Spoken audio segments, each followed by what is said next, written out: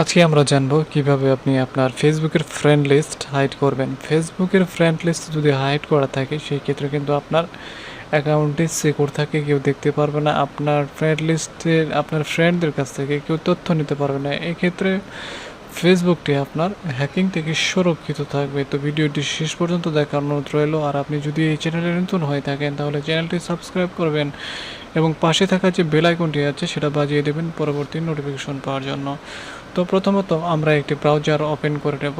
Open করে নেওয়ার পর এইখান থেকে আমরা ফেসবুকে প্রবেশ করব। তো এখানে আমরা ফেসবুকে প্রবেশ করলাম। প্রবেশ করার পর এখান থেকে আমরা দেখতে পাচ্ছি মেন আইকন। তো মেন আইকনে ক্লিক করব। এখান থেকে সেটিং অ্যান্ড প্রাইভেসি, তারপর তো সেটিং।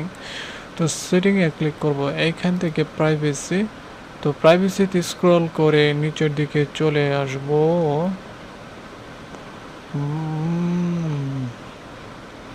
তো এখানে আমরা দেখতে পাচ্ছি, তো তো এখানে দেখবেন who can see your friend list, অর্থাৎ কে আপনার ফ্রেন্ড লিস্টগুলো দেখতে পারবে। এখানে আমি এডিটে ক্লিক করব। এডিটে ক্লিক করার পর এখানে অনলিমি করাই আছে।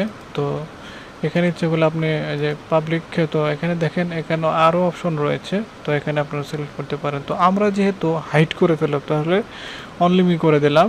অনলিমি করে দিলে আপনি ছাড়া কেউ আপনার ফ্রেন্ড লিস্ট দেখতে পারবেন না। তো ভিডিওটি আর দীর্ঘায়িত করব না, এখানেই শেষ করব। আর ভিডিওটি যদি ভালো লেগে থাকে চ্যানেলটি সাবস্ক্রাইব করবেন এবং পাশে থাকা বেল আইকনটি বাজিয়ে দেবেন পরবর্তী নোটিফিকেশন পাওয়ার জন্য।